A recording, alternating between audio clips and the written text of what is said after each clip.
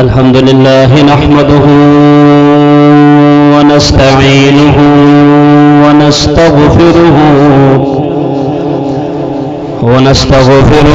ونؤمن به ونتوكل عليه ونعوذ بالله من شرور أنفسنا ومن سيئات أعمالنا من يهد الله فلا مضل له ومن يضلله فلا هادي له وأشهد أن لا إله إلا الله وحده بوحدة موحدا بوحدة موحدا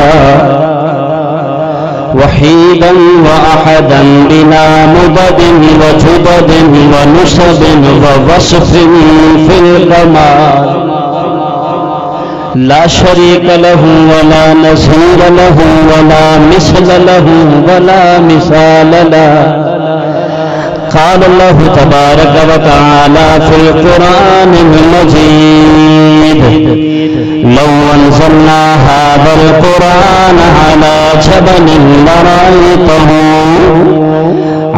جبل لرأيته خاشعا متصدعا من خشية الله اللهم نور قلوبنا بالقرآن وزين أخلاقنا بالقرآن وأدخلنا الجنة بالقرآن ببركته إن الله وملائكته يصلون على النبي يا أيها الذين آمنوا صلوا عليه وسلموا تسلیما ایمانداری کے ساتھ مل کر پڑھیں صلاۃ و سلام علیک یا رسول اللہ. اس میں بزرگوں کو بھی پڑھنے کی اجازت ہے. صلاۃ و سلام علیک یا سیدی یا حبیب اللہ صلاۃ و سلام علیک یا سیدی یا نبی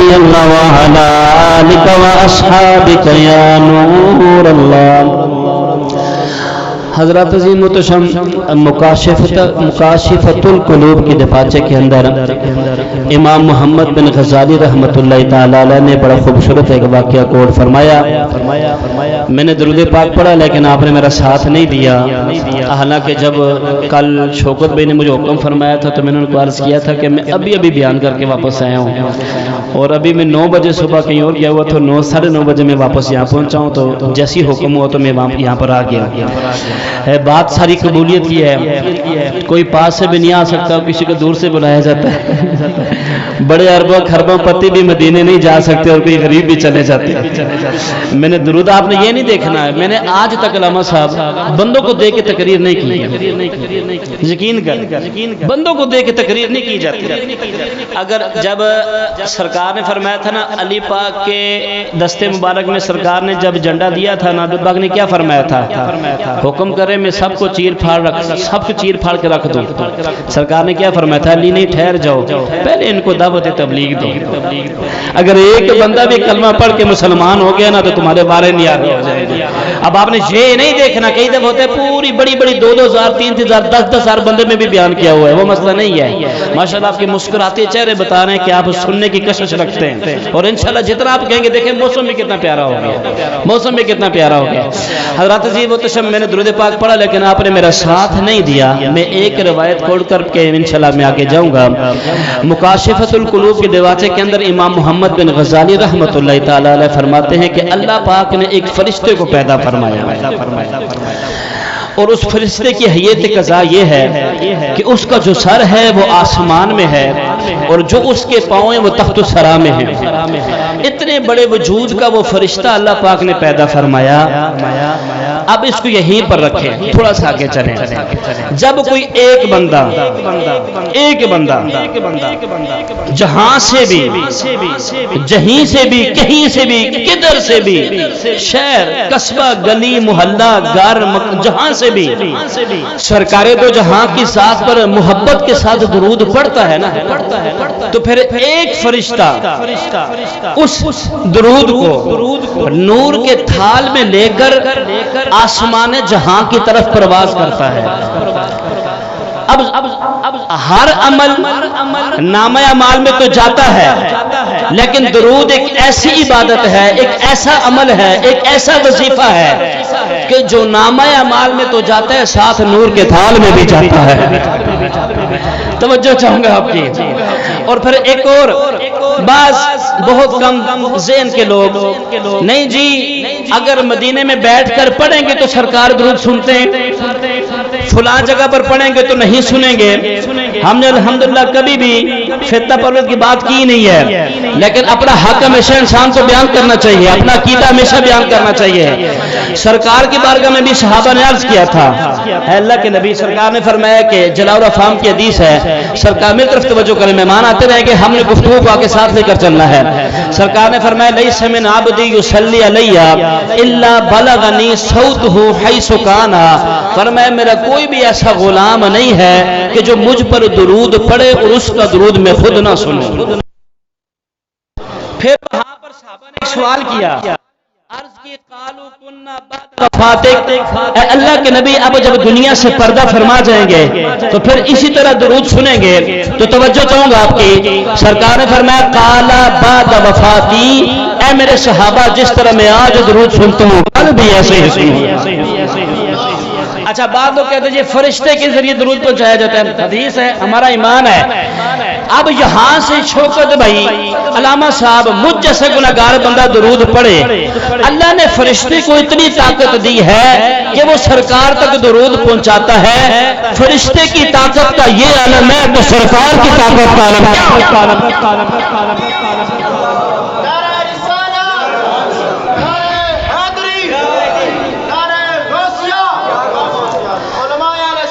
توجہ چاہوں گا آپ کی، فرشتے کی طاقت کا یہ عالم ہے تو سرکار کی سماعت کا عالم کیا ہوگا؟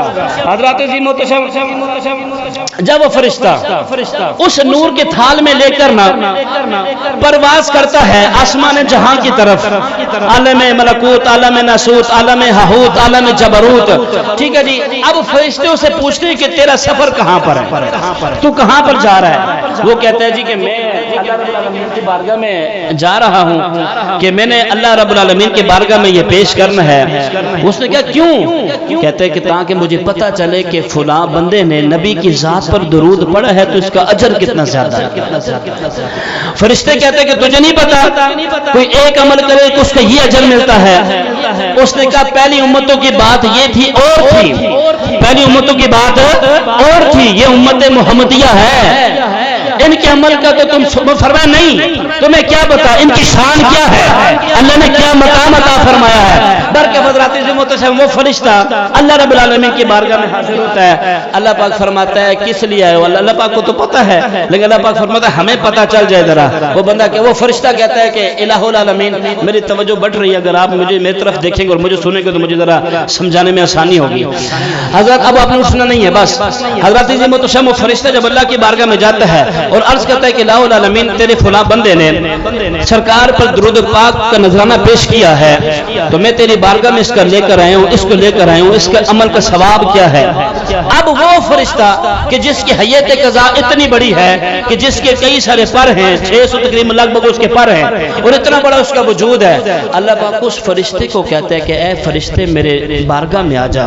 وہ فرشتہ اللہ کی بارگاہ میں آتا ہے، اللہ پاک فرماتا ہے میرے سمندر میں غوطہ زن ہو جا، نور کے عرش کے سمندر میں غوطہ زن ہو جا۔ اب عرش کے نیچے نور کا سمندر ہے، فرمایا اس میں غوطہ زن ہو جا۔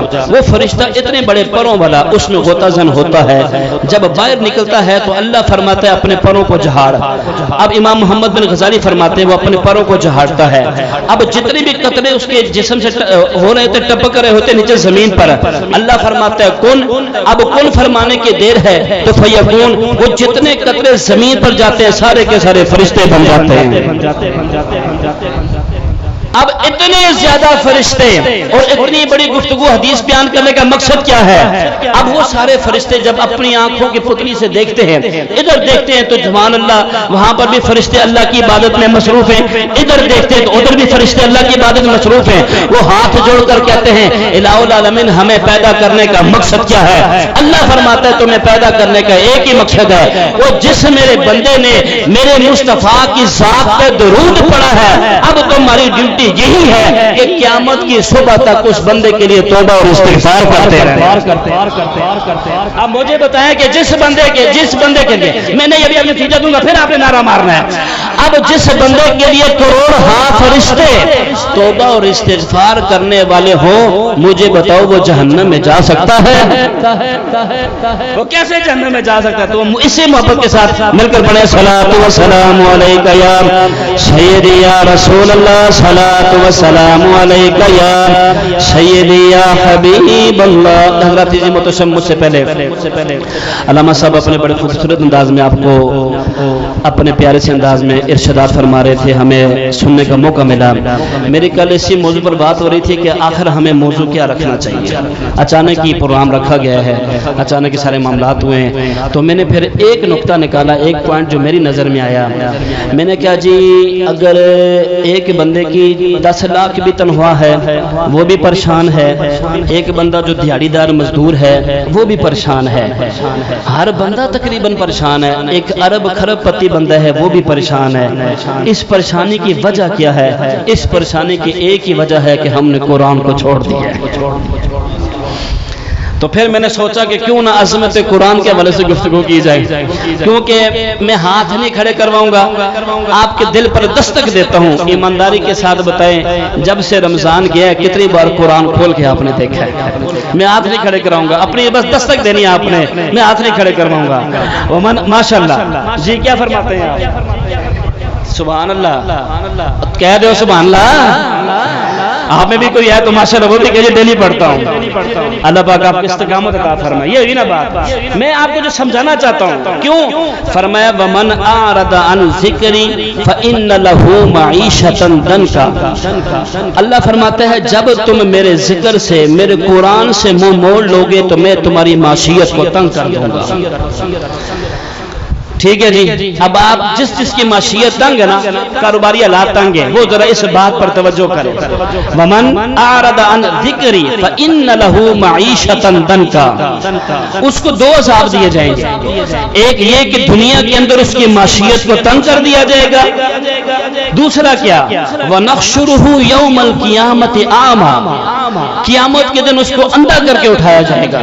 وہ اللہ رب العالمین کی بارگاہ میں ہاتھ جوڑ کر التجا کرے گا الہ العالمین میری 80 سال عمر ہونے کے باوجود میں دنیا میں رہ کر سوئی کے ناکے میں دھاگا بھی ڈال لیتا تھا، لیکن قیامت کے اندر مجھے اندھا کر کے کیوں اٹھایا جائے گا؟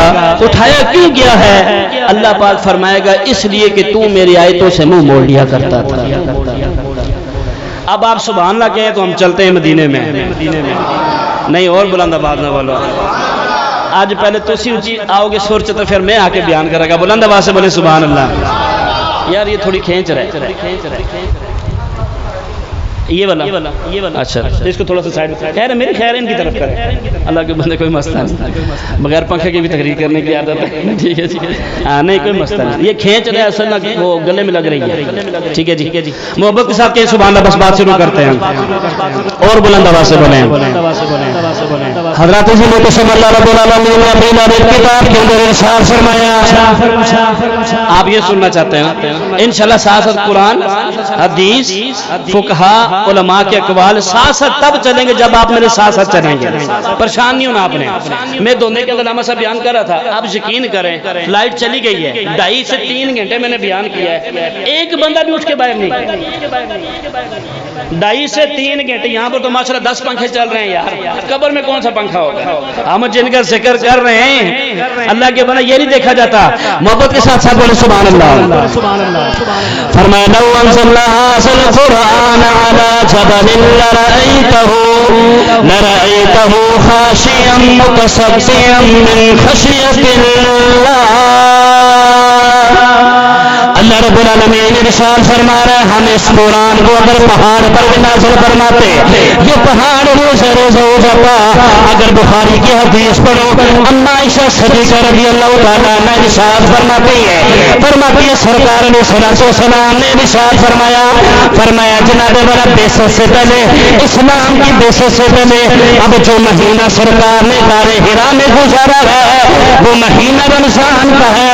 ہم مفسرین نے اس پہ بڑی پیاری گفتگو کی ہے کہ جناب والا سرکار علیہ الصلوۃ والسلام نے غار حرا کا انتخاب کیوں کیا ہے. علماء فرماتے ہیں اس وجہ سے سرکار نے غار حرا کا انتخاب فرمایا کیونکہ سارے کا سارا مدینہ سرکار کی نظروں میں. اب فرمایا حضرت اما عائشہ صدیقہ فرماتی ہے سرکار فرماتے ہیں غار حرا کے اندر ہوں بخاری کی حدیث پڑھ رہا ہوں سرکار فرماتے ہیں غار حرا میں بیٹھا ہوا ہوں اتنے میں کیا دیکھ رہا ہوں کہ جبرائیل علیہ السلام تشریف لے آئے. یہ لفظ جبرائیل کا بعد لوگ اس کو جبرائیل پڑھتے ہیں یہ بھی ذرا توجہ کیجیے گا. سرکار فرماتے جبرائیل آئے جبرائیل آ کر میرے سامنے کھڑے ہو گئے اور جبرائیل نے آ کر کہا جی اقرا بسم ربک الذی خلق. اللہ کے نبی آپ پڑھیں. سرکار نے فرمایا ما انا بقاری میں پڑھنے والا نہیں ہوں. پھر جبرائیل نے ہاتھ جوڑ کر کہا اقرا اللہ کے نبی پڑھے. سرکار نے فرمایا ما انا بقاری میں پڑھنے والا نہیں ہوں. یہاں پر کچھ نادان لوگ کم صرف لوگ جو کسی نے بات مانا نہیں سمجھتی وہ اگر یہ کہتے ہیں کہ اللہ کے نبی پڑھے لکھے نہیں تھے. میں نے ان کے سامنے کہا یار خدا کا واسطہ سر اپنی زبان کو اپنے قابو میں رکھ. جب میں نے اللہ رب العالمین کی بارگاہ میں التجا کی الہ العالمین تیرے محبوب کو کس نے پڑھایا ہے. اللہ رب العالمین قرآن میں ارشاد فرما رہا ہے. اللہ فرماتا ہے الرحمن علم القرآن خلق الانسان. فرمایا ہم نے انسان کو بعد میں پیدا کیا پہلے اپنے محبوب کو قرآن سکھایا. اور بھائی ایک ہوتا ہے قاری صاحب سے پڑھنے والا ایک ہوتا ہے ہم جیسے گناہگاروں سے پڑھنے والا اور رب العالمین خود محبوب کو قرآن سکھا رہا ہے. محبوب کو قرآن سکھا رہا ہے اور قرآن کے اندر کیا فرما ولا رتب ولا یابس الا فی کتاب مبین. ہر خوشگوار چیز کا ذکر قرآن کے اندر ہے اور قرآن جناب والا میرے محبوب کے سینے میں ہے. کیونکہ اللہ رب العالمین کبھی کبھی اپنے فصل کے لیے کسی چیز کو پسند فرما لیتا ہے. فرمائے محبوبہ ہم نے جناب والا شہر بنائے تو مکے کو پسند فرما لیا ہے. ہم نے جناب والا شہر بنائے مدینے کو پسند فرما لیا ہے. ہم نے بستیاں بنائی مکے کو پسند فرما لیا ہے. ہم نے جناب والا پہاڑ بنائے کوئی پھول کو پسند فرما لیا ہے. ہم نے جناب والا پھول بنائے گلاب کو پسند فرما لیا ہے. ہم نے جناب والا نبی کو 4 یار دیے صدیق اکبر کو پسند فرما لیا ہے. نبی کو 4 بیٹیاں دی فاطمہ الزہرا کو پسند فرما لیا ہے. نبی کو 4 غلام دیے صدیق اکبر کو پسند فرما لیا ہے. فرمایا اسی طرح ہم نے آسمان سے 4 کتابیں نازل کی لیکن قرآن کو اللہ پاک کبھی کبھی فضل کے لیے کسی چیز کو پسند فرما لیتا ہے. مہینے سارے ہی اللہ کے لیکن رمضان کی اپنی شان کتابیں اللہ نے نازل فرمائی پر قرآن کی شان آپ کو سمجھ آ رہی ہے. اونچی بات نہ بولو سبحان اللہ یار. دور سے تو میں ہوں آپ تو قریب سے آئے یار. تھکنا تو مجھے چاہیے صرف 2 سے 3 گھنٹے میں نے سویا ہوں بس رات کو. آپ سے میں دوبارہ پھر حاضر ہو گیا ہوں. بلند آواز سے بولے سبحان اللہ. اچھا اس قرآن کی شان کیا ہے. اس قرآن کی شان یہ کہ فضیل بن ایاز آپ ولایت سے پہلے ڈاکو تھے. علماء کرام نے اس بات کی جی میرے ساتھ بولتے رہیں گے ڈاکو تھے اور کہتے تھے کہ میں نے فلاں جگہ پر ڈاکہ مارنا ہے. آج ہم جیسے بھی کافی سارے ایسے بیٹھے ہوئے ہیں جو دین سے بہت دور ہے. ہمارے سامنے قرآن بھی پڑھا جاتا ہے نعتیں بھی بیان بھی ہوتا ہے لیکن یقین کریں ہمارے دل پر بات اثر کوئی نہیں کرتی. علامہ صاحب عمر پاک کے پاس ایک بندہ آیا تھا. عمر پاک میرے دل پر کوئی بات اثر نہیں کرتی. فرمایا تو نے فجر کی نماز پڑھی ہے؟ اس نے کہا نہیں. فرمایا تیرے دل پر پھر کچھ بھی اثر نہیں کرنا کیونکہ جو بندہ فجر کی نماز نہیں پڑھتا شیطان اس کے کان میں پیشاب کر جاتا ہے. کان سے سنو گے گے تو دل پہ اترے گی نا. ٹھیک ہے جی, قرآن کان سے سنو گے تو پھر نا. فضیل بن عیاض آپ جناب والا ڈاکے کے لیے آئے, ڈاکہ ڈالا, سارا سامان لوٹ کے اپنے پاس رکھ لیا. اب جیسے قریب جاتے ایک بندہ قرآن کی تلاوت کر رہا تھا, اور قرآن کی تلاوت کیا تھی, الم یأن للذین آمنوا ان تخشع قلوبهم لذکر اللہ. فرمایا ایمان والو, ابھی بھی تمہارا اللہ کے ساتھ قریبی معاملہ نہیں آیا, ابھی بھی تم اللہ کے قریب نہیں آئے. قیامت قریب آنے والی ہے, انسان ابھی بھی قریب نہیں آیا.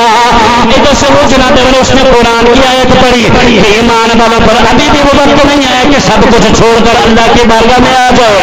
اس طرح کی جناب والا انہوں نے توبہ کی, اس طرح کی توبہ کی جناب والا فضیل بن عیاض رحمت اللہ تعالی نے مینا شریف کے اندر آپ تشریف فرمائے. پہاڑ کے اوپر آپ بیٹھے ہوئے ہیں اور لوگوں سے کہتے, لوگوں اگر اس پہاڑ کو کوئی اللہ کا ولی کہے, اے پہاڑ تو لمبا ہونا شروع ہو جا, یہ پہاڑ لمبا ہونا شروع ہو جائے گا. اتنا کہنے کی دیر تھی کہ پہاڑ لمبا ہونا شروع ہو گیا. پہاڑ لمبا ہونا شروع, وہ جو جن کو میرے ڈاکوں کہا جاتا تھا, آپ نے وہاں بیٹھے مینا کے پہاڑ پر فرمایا کہ لوگوں اگر یہاں پر کوئی اللہ کا ولی ہو اور وہ یہ کہے کہ یہ پہاڑ لمبا ہونا شروع ہو جائے گا تو پہاڑ لمبا ہونا شروع ہو جائے گا. ابھی پہاڑ تھوڑا سا ہی اوپر ہوا, آپ نے فرمایا میں اللہ کا ولی نہیں ہوں, ٹھہر جا. عاجزی تھی نا, انکساری تھی. ہم تو اگر 5 نمازیں پڑھ لیں تو پورے محلے کو بتاتے, لاما صاحب نے نماز پڑھی ہے, میں تہجد بھی پڑھتا ہوں, میں اشراق و چاشت بھی پڑھتا ہوں. کبھی کبھی تحدیث نعمت کے لیے بتانا پڑتا ہے, لیکن آپ اپنی نیکیاں نہ ضائع کیا کریں, کیونکہ ہم جس کے لیے پڑھ رہے ہیں اس کو سب کچھ پتا ہے. حضرات عظیم متشم, قرآن کی تعلیم پھیلتی جا رہی, تعلیم پھیلتی جا رہی. عتبہ شیبہ ابو جہل بڑے بڑے کافر بیٹھ گئے. انہوں نے کہا جی اسی نہیں پڑھن دینا, اسی اگے نہیں بدن دینی. انہوں نے کہا جی اب کیا کریں. انہوں نے کہا جی ہم عتبہ بڑا سمجھدار تھا, کہتا جی میں ذرا اس کو بڑے سمجھدار سمجھتے تھے, سمجھدار ہوتا تو کلمہ نہ پڑھ لیتا, لیکن وہ کافر اس کو سمجھدار سمجھتے تھے.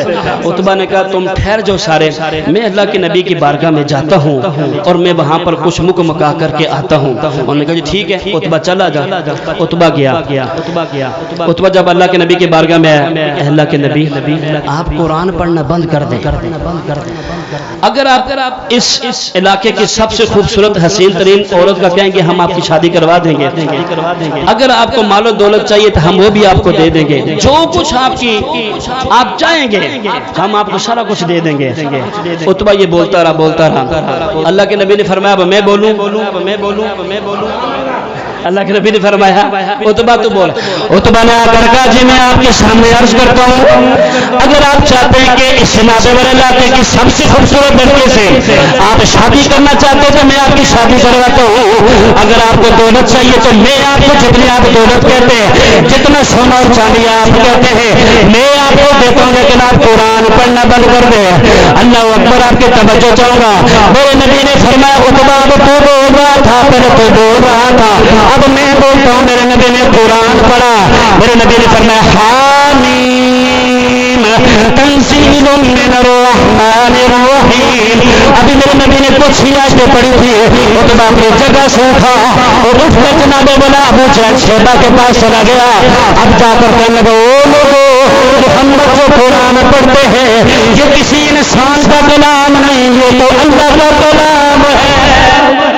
اب جہل کہنے لگا عتبہ لگتا تجھ پر بھی محمد کا جادو ہو گیا,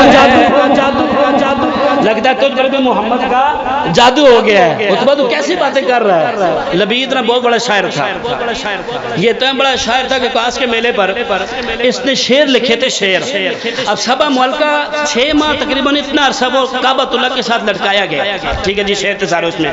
لبید نے کچھ شعر لکھے تھے. اوقاس کے میلے پر لوگوں نے لبید کو سجدہ کیا کہ تو اتنا کمال کا شاعر ہے.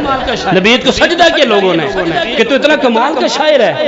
تو اب کیا ہوا, لبید نے جب یہ سارا کچھ دیکھا نا تو لبید کی سمجھ میں نہیں آیا. لبید نے کہا یار یہ کام خراب ہی لگ رہا ہے. لبید نے کیا کہ ایک پہاڑ کی چوٹی پر جا کے رہنا شروع کر دیا. اس نے کہا کہ جو پڑھنا چاہتا ہے وہ چیز لکھ کر میری طرف بھیج دینا, آگے سے میں جواب لکھ کر آپ کو بھیج دوں گا, تو پھر سمجھے تو میری شاگردی میں آ گئے. اب جب سورہ کوثر نازل ہوئی تو ایک بندے نے نا سورہ کوثر کی 3 آیتیں لکھ کر نا لبید کے خیمے میں پھینک دی. جب لبید نے پہلی آیت دیکھی انا اعطیناک الکوثر فصل لربک وانحر ان شانئک هو الابتر. لبید نے جناب بنا وہ پرچی پیر کی اور کہا کہ یہ تیرا کلام نہیں ہو سکتا. اس نے کہا نہیں جی یہ میں نے خود لکھا ہے. لبید نے دوبارہ وہ پرچی اندر منگوائی, وہ جناب والا کاغذ منگوا کر اب جناب والا لبید لکھنا شروع کر رہا ہے انا اعطیناک الکوثر فصل لربک وانحر ان شانئک هو الابتر ما ھذا قول البشر. لبید نے کہا جو پہلی 3 آیتیں ہیں وہ تو اللہ کا کلام ہے, یہ جو چوتھی میں لکھ رہا ہے یہ انسان کا کلام ہے. اس نے کہا یہ تو خود کہہ رہا لکھی, میں تجھے کہہ رہا ہوں میں لکھ کے دے رہا ہوں. لبید نے اٹھا کر اس کو جو لکھی سورہ کوثر تھی, جب سورہ کوثر لٹکائی گئی نا تو لبید کے جو شعر لکھے تھے لبید نے اتروا لیے پھینک دیے, پھاڑ دیے. کافی عرصے کے بعد لبید سے کسی نے کہا جی کہ اب تو شعر و شاعری نہیں کرتا. اس نے کہا قرآن کے ہوتے ہوئے کسی کی بھی ضرورت نہیں, کسی شعر و شاعری کی ضرورت نہیں ہے قرآن کے ہوتے ہوئے. اچھا یہ کافر سمجھ گئے, ہم مسلمان نہیں سمجھے. ہمارا حال پتہ ہے کیا ہے, ایک بندہ بھاگتا ہے علامہ صاحب مولوی صاحب جلدی دی قرآن پاک دیو, میرے بہن کی رخصتی ہو رہی ہے, تو بہن کی رخصتی ہو رہی ہے تو میں جلدی دی اپنی بہن کو قرآن کے سائے میں رخصت کرنا چاہتا ہوں. اچھی بات ہے, ہم منع نہیں کرتے, لیکن افسوس یہ کہ 3 دن پہلے وہاں پر کیا کیا ہو رہا ہوتا ہے اس شادی کے گھر میں کہ جس رب کو راضی کرنا تھا ہم اس کو ناراض کر کے سب کو راضی کر رہے ہیں. جس رب کو راضی کرنا تھا ہم کہتے چاچا بھی ناراض نہیں, ماما بھی, تایا بھی, کوئی بھی ناراض نہ ہو, لیکن ہم اس رب کو ناراض کر کے اس کی حدودوں کو توڑ کر ہم جناب کیسے رب کو, جب رب کو ہی ناراض کر لیا تو پھر کیسے. اچھا وہ بندہ بھاگتا بھاگتا ٹائم نکل جائے گا, کیا تھا جی مولوی صاحب نے کہا جی یہ لے لیں. اس کو کیا پتا تھا, اس بیچارے نے میری طرح کبھی کھول کے دیکھا ہی نہیں ہے, ایسے غلاف میں لپٹا ہوا تھا تو بھاگ کے لے کے چلا گیا. بہن کو رخصت کیا, بہن رخصت ہو گئی, ظاہر بات ہے قرآن پاک لے کے واپس آ گیا. اس نے کہا جی قرآن سمجھ کے لے آئے. تو اچانک مولوی صاحب نے کہا اچھا میں کھول کر تو دیکھوں. جب غلاف کھول کر دیکھا تو بیچ میں کتاب تھی. یعنی ہمارا حال یہ ہو گیا, جب غلاف کھول کر دیکھا تو بیچ میں کیا تھی, کتاب تھی. اب مجھے بتائیں ہم کہاں جا رہے ہیں. ہم نے قرآن کے لیے بڑا اچھا بنایا ہوا روشن, بڑا بہترین قسم کی ہم نے الماری بنائی ہے, شیشے لگا کے رکھا ہوا ہے. کھولنا نہیں, آپ کی مہربانی, کھولنا نہیں. حضرات عظیمت شمیع قرآن حضرت عثمان غنی رضی اللہ تعالیٰ عنہ ارشاد فرماتے ہیں سرکار نے فرمایا خیرکم من تعلم القرآن وعلمہ. فرمایا تم میں سے بہترین شخص وہ ہے جو قرآن سیکھے سکھائے. اب یہاں پر آپ سے توجہ چاہوں گا, عمدۃ القاری کے اندر بڑی خوبصورت بات لکھی ہوئی ہے. آپ فرماتے ہیں اعمال صالحہ میں سب سے جو عمل بڑھ کر ہے وہ قرآن کی تلاوت ہی کرنا ہے,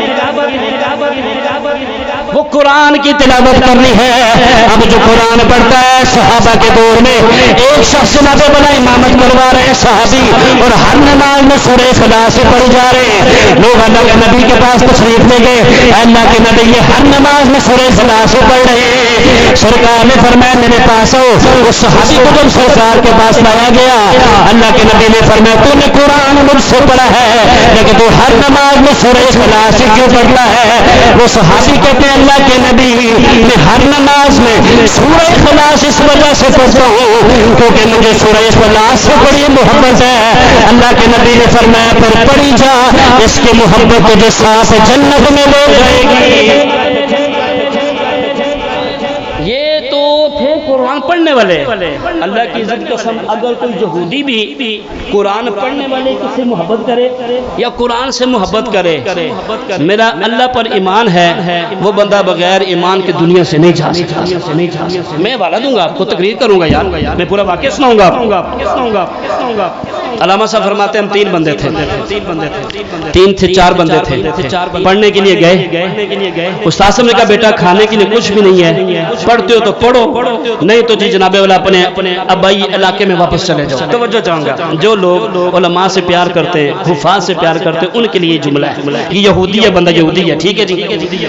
اب علامہ صاحب فرماتے میں جیسے باہر آیا میں نام بتاتا ہوں جیسے باہر آیا تو سامنے یہودی کا گھر تھا.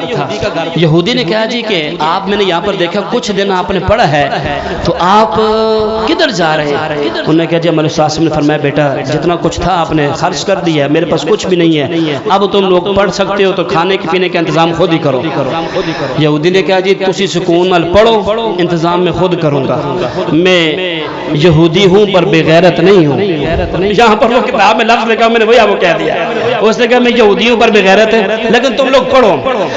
علامہ تبری صاحب فرماتے ہیں ہم وہاں پر 7-8 بندے ان کے پاس چلے گئے. ہم نے جناب والا کھانا کھانا شروع کر دیا پڑھنا بھی شروع کر دیا. جب ہماری تعلیم مکمل ہو گئی علامہ تبری صاحب فرماتے ہیں جب ہم پڑھ لکھ کر فارغ ہو گئے جا کے دستک دی اس بندے کو. ہم نے کہا جی جو کھاتا تھا وہ بتاؤ ہم یہاں سے پڑھ کے جا رہے ہیں. اس بندے نے کہا جی بے شک میں یہودی ہوں لیکن تم لوگوں نے محمد عربی کا دین سیکھا ہے. یار پہلے کتنی پیاری بات تھی ہمارے بزرگوں کی کتابیں پڑھ کر لوگ مسلمان ہو جاتے تھے. امام محمد نے ایک کتاب لکھی المبسوط. کیا کون سی کتاب لکھی؟ المبسوط. عیسائیوں کا بہت بڑا عالم بہت بڑا عالم اس کتاب کو پڑھ کر مسلمان ہو گیا. یار تڑی سمانا بہت ٹھڈی ہے یار. نہیں یار تسی تھوڑا بولو گے تو میں دیکھو نا پھر تاڑی ہمیشہ 2 ہاتھ میں بج رہی ہے. آپ بولیں گے تو میں بھی بولوں گا. ابھی تو میں نے کچھ اور تذکرہ کرنا تھا آپ تو پہلے تھک گئے یار. محفل میں کبھی کبھی موقع ملتا ہے یہ تو ان کا میں شکریہ ادا کرنا چاہیے جنہوں نے ہم سب کو بلایا ہوا ہے. ٹھیک ہے جن کی مہربانی ہم اللہ کا ذکر کر رہے ہیں ورنہ سنڈے تھا آپ کہاں ہوتے ہیں میں کہاں ہوتا کسی کو کیا بتا. لیکن یہ تو ان کی مہربانی ہے مسجد میں ان سب نے بٹھا کے ہمیں اللہ کا ذکر کروا رہے ہیں. ٹھیک ہے جی سوچنا یہ چاہیے. امام محمد نے کتاب لکھی المبسوط کتاب لکھی. عیسائیوں کا بہت بڑا عالم یہ کتاب پڑھ کے مسلمان ہو گیا. وہ عیسائیوں نے اس کو گھیر لیا آپس میں. علامہ صاحب عیسائیوں نے اس کو پکڑ لیا کہ نہ تو تک کسی نے تبلیغ پہنچائی نہ دعوت تبلیغ پہنچائی نہ دین کی دعوت دین کچھ تو ایک کتاب پڑھ کے کیسے مسلمان ہو گیا. اس نے کہا یار کہ میں نے کتاب کو جب پڑھا نا تو کتاب پڑھ کر میں نے ایک نتیجہ اخذ کیا. میں نے کہا یار ھذا کتاب محمدکم الاصغر فکیف کتاب محمدکم الاکبر. میں نے کہا یار اگر چھوٹے محمد کی یہ شان ہے تو بڑے محمد کی شان کیا ہوگی. ہمارے بزرگ تو ایسے تھے کہ جن کی کتابیں پڑھ کے لوگ مسلمان ہوتے ہیں. علامہ تبری فرماتے میں نے آ کے اس کو دستک دی. بندہ باہر آیا. یہودی کو کہا جی اپنا کھاتا سارا بتا تو نے کیا کیا پر خرچ کیا جو روٹیاں کھلائی ہیں. اس نے کہا جی کیا حساب کتاب کرنا ہے جاؤ تم نے دین سیکھا جاؤ میں تمہیں معاف کرتا ہوں جاؤ. میں نے چھوڑ دیا سارا. ٹھیک ہے.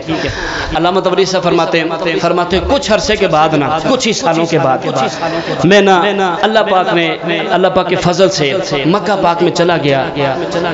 تو میں جیسے ہی طواف کرنے لگا نا آپ فرماتے میں نے ایک چکر لگایا دوسرا چکر لگاتا ہوں کیا دیکھتا ہوں سامنے یہودی کھڑا ہے.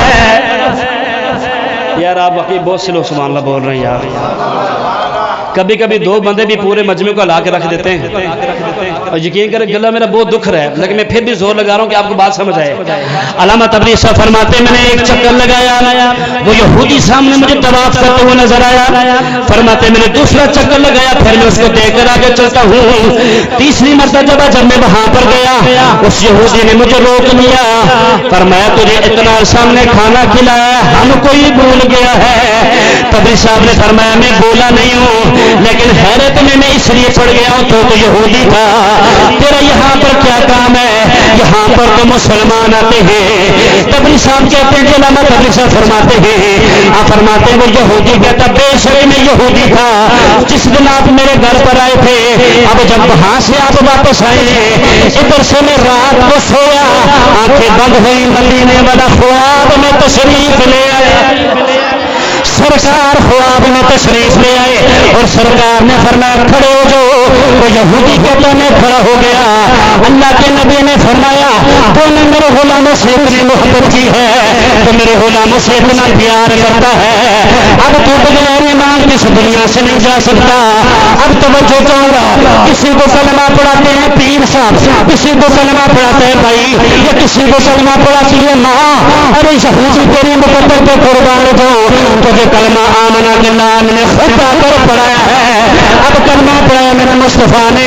یہودی کہتا رات گزرے میں یہی سوچ رہا ہوں, اب میں بہت بوڑھا ہو چکا ہوں, اب کیا کہیں گے میرے علاقے والے خاندان والے, یہ لوگ تو مجھے تانے دے دے کر مار دیں گے. یہودی کہتا ہے صبح کا وقت ہوا, وہ دروازہ کھول کے جیسے ہی باہر نکلا, سامنے سے میری بیوی آ گئی. بیوی کہتی ہے تو نے بھی کلمہ پڑھ لیا ہے, میں نے بھی کلمہ پڑھ لیا ہے. علامہ تبریز صاحب فرماتے ہیں یہ ہو جو ہوتا ہے, میں نے تو کلمہ پڑھا ہے, مجھے آگے سرکار نے کلمہ پڑھایا ہے. ارے تجھے کس نے کلمہ پڑھایا ہے؟ وہ کہہ دیا اکیلے کھانا تو نے نہیں دیا, روٹیاں میں بھی پکاتی رہی ہوں. جس مصطفیٰ نے تجھے کلمہ پڑھایا وہی مصطفیٰ مجھے کلمہ.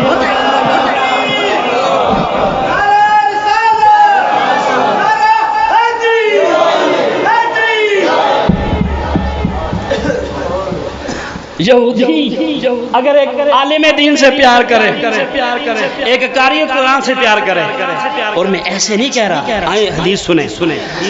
سرکار نے فرمایا کہ ان للہ اہلین من الناس, دنیا میں کچھ لوگ ایسے ہیں اللہ پاک فرماتا ہے کہ وہ میرے گھر والے. اللہ پاک فرماتا ہے کہ دنیا میں, سرکار نے فرمایا, اللہ پاک فرمایا حدیث قدسی ہے, سرکار نے فرمایا کہ ان للہ اہلین من الناس, دنیا میں کچھ لوگ ایسے ہیں جو میرے گھر والے ہیں. اب توجہ چاہوں گا, ہو سکتا ہے آپ میں بھی کوئی خوش نصیب ہو. اس بیان کرنے کا مقصد یہ ہے کہ آپ اپنے ایک ایک بچے کو ضرور حافظ قرآن بنائیں, اور اللہ کی عزت کے سمجھ آپ نے دنیا میں قرآن نہ پڑھانا تو مرنے کے بعد بھی قرآن آپ کو کوئی فائدہ نہیں دے گا. آئے میں آپ کو حوالہ پیش کرتا ہوں. مصر کا بادشاہ احمد فرزون مر گیا, انصاف پرست انسان تھا, اچھا انسان تھا. ایک بندہ اس کی قبر پر روز قرآن پڑھتا تھا. علامہ علی فرماتے ہیں کہ میں وہاں سے مصر سے گزرا تو میرے ایک بندے کو قرآن پڑھتے دیکھا. کچھ عرصے کے بعد میں دوبارہ گزرا, مجھے بندہ کو نظر نہیں آیا. اتفاق ایسا میں تھوڑا سا آگے گیا تو مجھے بندہ نظر آ گیا. میں نے کہا تو وہی ہے کہ جو مصر کے بادشاہ کی قبر پہ بیٹھ کے قرآن پڑھتا تھا؟ اس نے کہا جی میں وہی ہوں. تو کہا اب تو قرآن کیوں نہیں پڑھتا؟ اس نے کہا ایک مرتبہ ایسا ہوا, میں نا اس مصر کے بادشاہ سے بہت پیار کرتا تھا کیونکہ یہ عادل حکمران تھا, اچھا انسان تھا, مجھے اس سے بڑی محبت تھی. لیکن مسئلہ یہ ہے کہ میں ایک رات قرآن پڑھ رہا تھا, تو قرآن پڑھتے پڑھتے یہ بادشاہ میری خواب میں آیا, اور خواب میں آ کر کہنے لگا کہ تو قرآن نہ پڑھ. تو جب قرآن کی آیت پڑھتا ہے فرشتے مجھے ہتھوڑے مار کر کہتے ہیں تو نے یہ آیتیں دنیا میں کیوں نہیں سنی. اور اگر اچھا سلطان محمود اول 9 ہجری میں گجرات کے اندر یہ بادشاہ تھا. 27ویں کا پروگرام ہو رہا, محفل ہو رہا, لوگ پہلے سے پروگرام کرتے ہیں, آج کی بات نہیں ہے, میرا وہ موضوع نہیں ہے, پھر آپ کو میں ثابت کروں. سلطان محمود اول 9 ہجری گجرات کے اندر یہ بادشاہ تھا. اس طرح ختم قرآن کی محفل میں آیا. علامہ صاحب بیان باز فرما رہے تھے کہ جس کا بچہ حافظ قرآن ہوگا اللہ پاک اس کو تو تاج پہنائے گا, اس کو تو جنت کا لباس پہنائے گا, لیکن اس کے والدین کو بھی تاج اور جنتی لباس پہنایا جائے گا.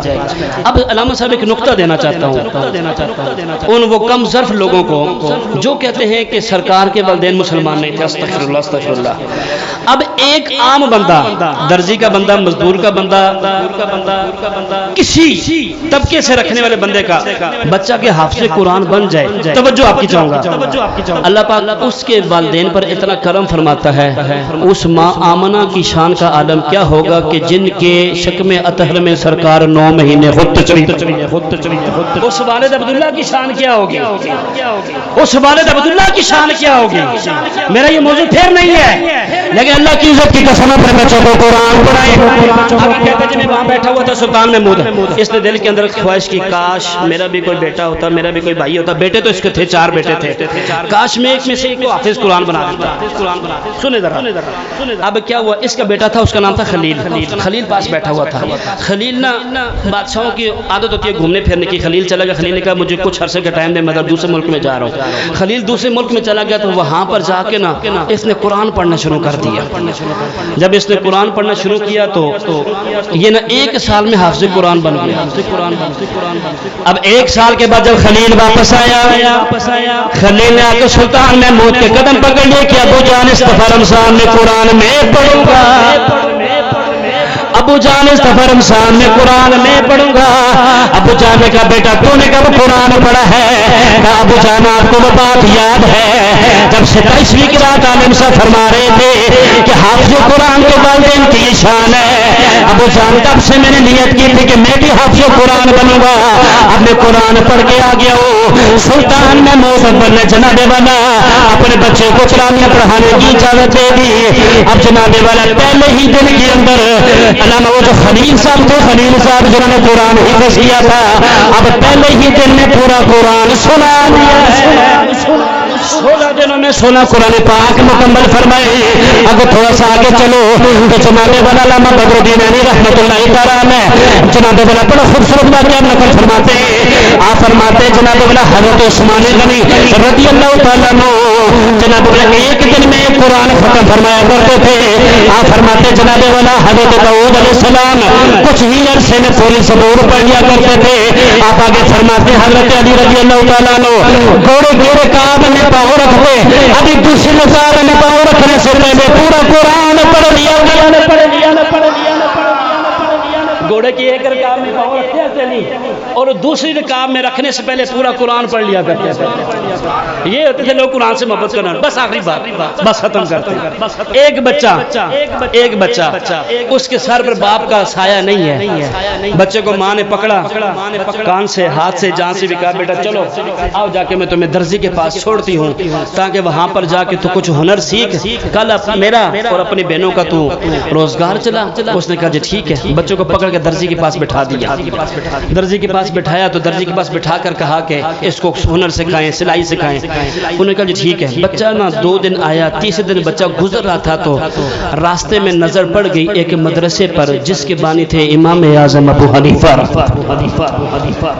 اب بچوں کی عادت ہوتی ہے جہاں پر کوئی چیز دیکھتے ہیں تو اس میں تھوڑا سا غور تفکر کرتے ہیں کہ یار اس چیز کا کوئی نتیجہ نکالنے کی کوشش کرتے ہیں۔ بچے کو بڑا اچھا لگا، اندر چلا گیا، سارے بچے قرآن پڑھ رہے تھے تو بچے نے کہا جی میں نے بھی قرآن پڑھنا ہے۔ بچہ قرآن پڑھنا شروع ہو گیا۔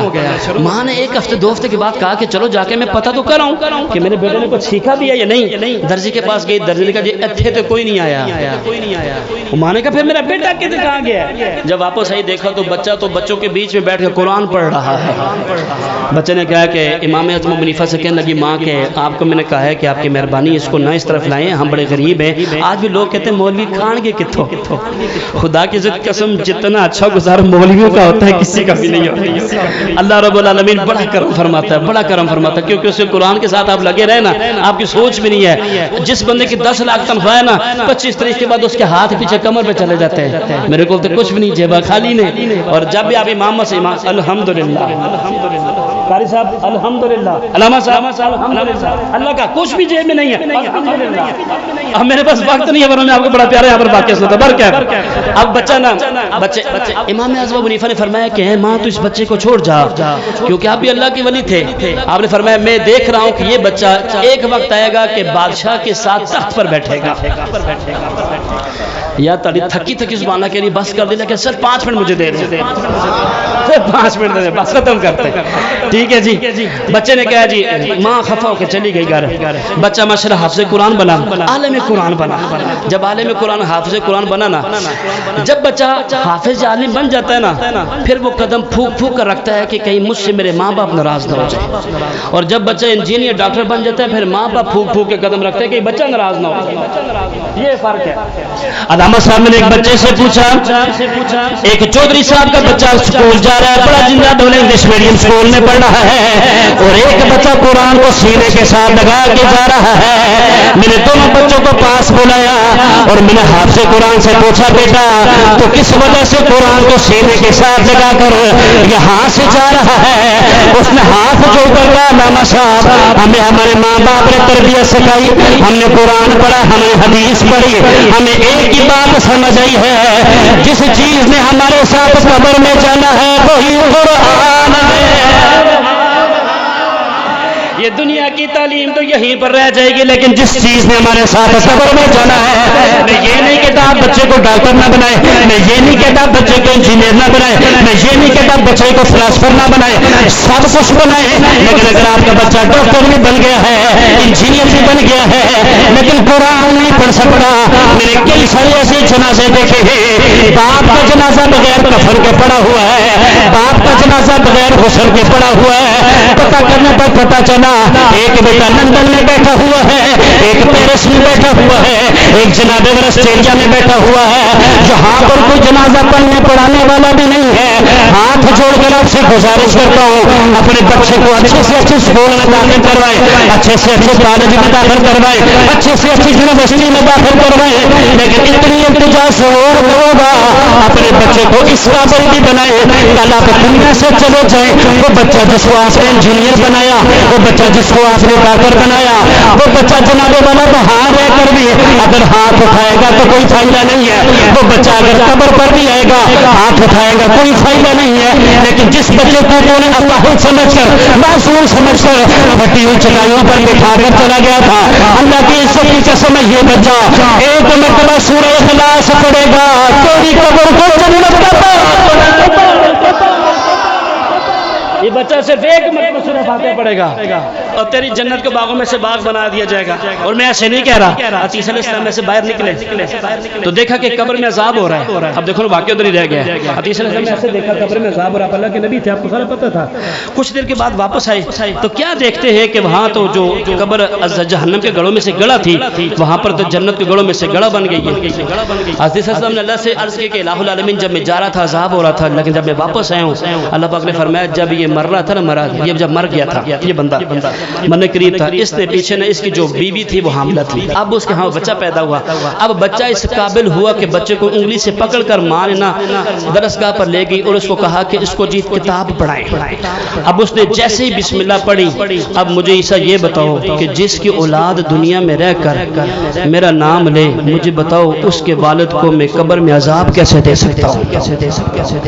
آپ کے ذہن میں سوال آتا ہوگا یہ کیسے ہو سکتا ہے؟ بسم اللہ تب سے بھی تھی, اس سے پہلے نوح علیہ السلام کا تذکرہ پڑھو. جب نوح علیہ السلام نے 1150 سال تبلیغ فرمائی, 1150 سال تبلیغ کرنے کے بعد نوح علیہ السلام کے کچھ 80 لوگ کلمہ پڑھ کے مسلمان ہوئے تھے, جن میں سے 8 ان کے گھر والے تھے. نوح علیہ السلام نے دعا کی الہ العالمین سب کو برباد کر دے. نوح علیہ السلام جناب والا کشتی پر سوار ہونے لگے. نوح علیہ السلام نے کیا پڑھا؟ بسم اللہ مجریہا و مرساہا ان ربی لغفور رحیم. نوح علیہ السلام نے بسم اللہ پڑھی, کشتی پہ سوار ہو گئے. 3 مہینے تک جناب والا طوفان آتا رہا. اب نوح علیہ السلام نے بسم اللہ پڑھی, کشتی کو کچھ نہیں ہوا. اس سے پہلے ایک اور واقعہ آپ سب سے بات ختم کرنا چاہتا ہوں. حضرت داؤد علیہ السلام کو جب پتا چلا ملتے بلقیس جناب والا اتنی بادشاہ جمانے کے حدود میں آ کے سارا پیغام پہنچایا. اب حضرت جناب والا سلیمان علیہ السلام نے خط کے اندر کیا لکھا؟ انہ من سلیمان و انہ بسم اللہ الرحمن الرحیم. جناب سلیمان علیہ السلام نے خط کی ابتدا میں بسم اللہ لکھی. جناب والا تخت بھی آ گیا, بلقیس بھی آ گئی, ساری سلطنت آ گئی. اگر جناب سلیمان علیہ السلام صرف بسم اللہ لکھے, اللہ پاک اتنی بڑی بادشاہ عطا فرماتا ہے. اگر ہمارے بچے قرآن پڑھیں گے تو ہمارے تو ٹھیک ہے جی, بس آخری بات. یہ بچہ نا حافظ بن کے عالم بن کے جب گھر لوٹا تو راستے میں یہودی کا مکان بنا رہا تھا. یہودی نے دیوار بنائی تو اس نے کہا جی آپ کی مہربانی دیوار سائڈ پر کریں. یہودی نے کہا جا بچے اپنا کام کر, جب تو اونٹ پرے پرے لدے لدے اونٹ ہوتے, سرخ اونٹ تو زردے تو یہ چیزیں لے کر آئے گا نا تو ہم میں اپنی دیوار سائڈ پر کر دوں گا. ٹھیک ہے جی. ایک بات آپ سے کہوں گا کہ راستے تنگ نہ کیا کرے, آپ کی مہربانی, راستے تنگ نہ کیا کرے. ہم تو 2 اینٹیں لگاتے لگاتے ماشاءاللہ پوری گلی ہمارے قبضے میں آ جاتی ہے، کچھ بھی ساتھ نہیں جانا۔ اگر آپ نے 1 کروڑ روپیہ کمایا ہے نا، 10 لاکھ کھایا تو حساب آپ کو 1 کروڑ کا دینا پڑے گا۔ بے شک 80 لاکھ آپ کے بچوں نے کھایا، حساب آپ اتنا کمائیں جتنا حساب دے سکتے۔ وقت نہیں ہے پھر ادھر نکل جاؤں گا۔ بچہ گا رہا ہے، امی جان بھوک لگی ہوئی ہے۔ ماں نے کہا بیٹا اچھا ٹھیک ہے بیٹھتے نہیں، میں کھانا لاتی ہوں۔ غربت کا دور تھا، ماں لے کے آئی پانی اور روٹی۔ روٹی اتنی سخت کہ بچے نے بڑا زور لگایا، پانی میں بھی بھگوئی لیکن روٹی نرم نہ ہوئی۔ بچے نے کہا ماں میں اتنے عرصے کے بعد گھر میں آیا ہوں تو مجھے، میں نے تجھے کہا تھا نا کچھ کام سیکھ لے، اگر تو کچھ کما کے لاتا تو زردے کھاتا، بریانیاں کھاتا، جو مرضی کھاتا، طرح طرح کے کھانے کھاتا، تجھے کون منع کرتا ہے؟ بچہ مایوس ہو کے باہر نکلا، بغداد میں پہنچا، کیا دیکھتا ہے کہ سارے کا سارا بغداد ویران پڑا ہوا ہے۔ بچے نے اگر کہا جی یہ کیا ہوا سارے کا سارا، یہاں تو بڑی رونق ہوتی، چہل پہل ہوتی ہے۔ انہوں نے کہا جی مسئلہ یہ کہ ہارون الرشید اور زبیدہ میاں بیوی آپس میں بیٹھے تھے، تو ہارون الرشید نے کہا جی میں جنتی ہوں، زبیدہ نے کہا تو جہنمی ہے۔ ہارون الرشید نے کہا میں جنتی ہوں، زبیدہ نے کہا تو جہنمی ہے۔ ہارون الرشید نے کہا ٹھیک ہے اگر میں جہنمی ہوں تو تجھے طلاق ہے، تجھے طلاق ہے۔ اور ایک بات طلاق سے یہاں سے بات نکل آئی ہے کہ آپ کی مہربانی اللہ کے ہاں سب سے جو ناپسندیدہ عمل ہے وہ طلاق ہے۔ اور خدا کا واسطہ ذرا آرام سے بولا کریں، آپ کی مہربانی۔ ایک بندے کو میں نے کہا جی طلاق تو نے کیوں دیا، مسئلہ پوچھنے کے لیے۔ علامہ صاحب بس میں غصے میں بہت تھا تو میں نے 3 طلاقیں دے دیے۔ میں نے کہا تجھے یہ بھی پتا تو نے 3 طلاقیں دے دی ہے بھی غصے میں؟ اچھا میں نے کہا تو نے غصے میں اپنی بیوی کے نام پر پلاٹ کیوں نہیں کیا؟ او بھائی تجھے اگر اتنا ہی غصہ ہے تو نے بیوی کے نام پر پلاٹ کیوں نہیں کیا؟ وہ کوئی گاڑی کر دیتا، کوئی بنگلہ کر دیتا، اس بچہ نہیں جی مجھے غصہ آیا تھا۔ آپ کی مہربانی ذرا اب غصہ جل پر کیا اب نا بغداد کے اندر محفل لگی ہوئی ہے، علماء کرام تشریف فرما ہے لیکن مسئلہ حل کر رہے ہیں۔ انہوں نے کہا جی میں بھی چلا جاتا ہوں۔ اب یہ بچہ 12 سال کی آپ کی عمر، آپ تشریف لے آئے، آ کر کہا سارا مقدمہ سنا۔ آپ نے فرمایا طلاق کوئی نہیں ہوئی، بس آخری بات سبحان اللہ کا ختم کریے، بلند آواز سے بولے سبحان اللہ۔ اب ہارون الرشید بادشاہ نے کہا بیٹا بات سن، یہاں پر بڑے بڑے علماء کرام تشریف فرما ہے، اے میرے بیٹا بات سن، تو کس طرح کہہ سکتے ہیں؟ آپ نے فرمایا ہارون الرشید بادشاہ میں تجھے کہتا ہوں طلاق نہیں ہوئی۔ ہارون الرشید بادشاہ نے کہا میں نے واضح طور پر کہا ہے کہ تجھے طلاق ہے اگر میں جنتی نہیں ہوں۔ اس نے کہا جی جناب رس بچے نے کہا اے بادشاہ تجھے پریشان ہونے کی ضرورت نہیں ہے، تو میرے چند سوالوں کو جواب دے۔ اب ہارون الرشید نے کہا جی سوال پوچھے۔ ہارون الرشید سے بچے نے کہا کہ مجھے یہ بات بتائیں، آپ جناب والا حاکم وقت ہیں، آپ کے پاس لوگ آپ کا فیصلہ کرواتے، اپنا فیصلہ کروانے کے لیے آتے ہیں، آپ کے پاس ظالم بھی آتا ہے مظلوم بھی آتا ہے۔ کبھی کبھی ایسا ہوا ہے کہ ظالم اور مظلوم دونوں آپ کے پاس آئے، لیکن جناب والا جو ظالم تھا بڑا پیسے والا تھا، بڑا امیر انسان تھا۔ اب آپ نے مظلوم کے حق میں فیصلہ دینا تھا، لیکن ظالم کی دولت کی وجہ سے آپ نے چاہا کہ میں ظالم کے حق میں فیصلہ دوں، لیکن تیرے دل کے اندر اللہ کا خوف آیا، انہوں نے فوراً ہاتھ اٹھا کر انہوں نے کہا قرآن سے ثابت کر۔ بچے نے قرآن پڑھنا شروع کر دیا، وَلِمَنْ خَافَ مَقَامَ رَبِّهِ جَنَّتَانِ، فرمایا جو اللہ کے ہاں اللہ کے خوف ڈر کی وجہ سے کھڑا ہونے سے ڈر جاتا ہے اس کے لیے 2 جنتیں ہیں۔ تو پکا جنت ہے، تجھے طلاق کوئی نہیں، پوری جنت والا تیری بیوی کو طلاق نہیں، پورے محل کے اندر شور پڑ گیا، کھانے کا انتظام کیا گیا، سارے مجمع کو کھانا کھلایا گیا۔ ہارون الرشید بادشاہ نے اس بچے کو جس کو دنیا امام ابو یوسف کے نام سے جانتی ہے، امام ابو یوسف کو اپنے ساتھ تخت پر بٹھایا کہ وہی بات جو امام اعظم ابو حنیفہ نے اس ماں کو بتایا، کاش اب جناب والا یہ بچہ ساتھ بیٹھا ہوا ہے۔ ہارون الرشید بادشاہ نے سارے کھانے تیار کروائے، گرمی کے نار تیار کروا کر حاجی بچے کو شان شوکت کے ساتھ گھر لے جاؤ۔ اب بچہ گھر میں آیا، یہودی کو کہا اپنی دیوار سائڈ پر کر، میں دیکھ سے اتنے سارے کوڑے لے کر آ گئی ہوں، میں خچر لے کر آ گئی ہوں، اب تو دیوار سائڈ پر کر۔ گھر میں گئے، اما جان ساتھ میں کمرے کی صفائی بھی کروا دینا۔ جب میں نے دروازہ کھول کر دیکھا بچہ تو گھر سے بھوکا نکلا تھا، تو بچہ واپس آیا اتنے سرخ اونٹ جناب والا سامان سے لگے ہوئے۔ اب ماں نے بیٹے سے کہا بیٹا مجھے ایک بات بتا، میں نے تیری ایسی تربیت نہیں کی ہے، مجھے یہ بتا تو نے کیا کیا ہے؟ بیٹے نے کہا ماں جس قرآن کو پڑھنے سے تو مجھے روکا کرتی تھی، اس قرآن کی آج ایک آیت پڑھی ہے، اللہ نے اتنا نواز دیا ہے، اگر میں پورے کا پورا قرآن پڑھتا پھر من بن گیا۔ اس کو کہتے ہیں امام ابو یوسف. بات ختم ہو گئی. بس شرح صدور کی آخری روایت پیش کی جاتا ہوں. بس بات ختم. ابھی تھک گئے, میں بھی تھک گیا ہوں. ابو ذر غفاری سرکار کی بارگاہ میں آئے. اللہ کے نبی, میں نا اس سے پہلے امام احمد بن حنبل رحمۃ اللہ تعالیٰ علیہ نے خواب میں اللہ کا دیدار کیا. تو اللہ کا دیدار کیا. امام احمد بن حنبل نے عرض کی لا العالمین تیرا قرب کیسے ملے گا؟ اللہ پاک نے فرمایا قرآن کو پکڑ لو, قرآن پڑھا کرو. شرح صدور کے اندر ابو ذر غفاری کہتے ہیں میں سرکار کے پاس گیا. سرکار نے فرمایا ابو ذر غفاری اللہ سے ڈرا کرو. ان کے اللہ کے نبی کچھ اور حکم فرما دیں. فرمایا کہ قرآن کو پکڑا کرو, مضبوط سے پکڑ کے پڑھا کرو اور قرآن کے ساتھ اپنا تعلق مضبوط کر لو. ابو ذر غفاری کہتے ہیں اللہ کے نبی, اور اللہ کے نبی نے فرمایا جب تم قبر میں چلے جاؤ گے تو جب جناب اللہ تم مر جاتے ہو قرآن تمہارے سینے سے نکل کے ایک طرف ہو جاتا ہے. یہ سب کے لیے ہے, حافظ قرآن کی شرط یہاں پر نہیں حدیث میں, ٹھیک ہے جی. قرآن سائڈ پر ہو جاتا ہے. جب تمہیں غسل دیا جاتا ہے, کفن دیا جاتا ہے. اب کفن جب تمہیں لایا جاتا ہے قرآن دوبارہ سینے میں آ جاتا ہے اور جناب والا قرآن تمہارے ساتھ قبر میں جائے گا. اب جب منکر نکیر آتے ہیں تو سامنے قرآن آ جاتا ہے. کہتا ہے بس منکر نکیر سوالات کرتے ہیں, قرآن کہتا ہے میں ہوں نا اس کا شاہد, میں ہوں نا اس کا گواہ. اب اللہ کے نبی فرماتے ہیں منکر نکیر چلے جاتے ہیں. اب قرآن جناب والا اس کے ساتھ رہتا ہے. قرآن اس کو کہتا ہے تو آرام سے سو جا, تو نے اپنی بڑی نیندیں قربان کی ہے میرے لیے, آج تو سو میں جاگ رہا ہوں. بس یار آخری بس بات ختم. آج تو سو میں جاگ رہا ہوں. سرکار نے فرمایا کہ قرآن اس کو کہتا ہے تو کچھ دیر کے لیے یہاں پر ٹھہر, میں جنت سے تیرے لیے لباس لے کر آتا ہوں. وَأَفْرِشُوهُنَّ فِي الْجَنَّةِ وَأَلْبِسُوهُنَّ فِي الْجَنَّةِ وَافْتَحُوا لَهُ بَابًا مِنَ الْجَنَّةِ.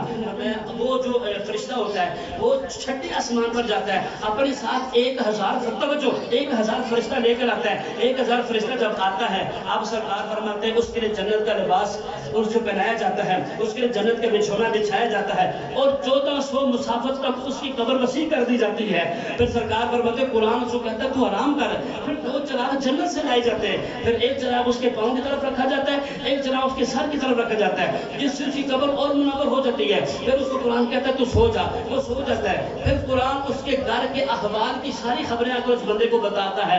اگر تو اس کو رات قرآن پڑھتی ہے تو قرآن اس کو مبارکباد پیش کرتا ہے, اور اگر اس کو رات قرآن نہیں پڑھتی تو قرآن اس کے حق میں دعا کرتا ہے. ہمیں اللہ پاک حافظ قرآن اپنے بچوں کو بنانے کی توفیق عطا فرمائے. وہ دیکھیں اس عمر میں تو عثمان غنی نے کب قرآن پڑھا ہے, ابو بکر نے کب قرآن پڑھا ہے, عمر پاک نے کب قرآن پڑھا ہے. قرآن پڑھنے کی عمر کوئی بھی نہیں ہوتی. اللہ پاک ہمارے ساتھی کو قبول و منظور فرمائے.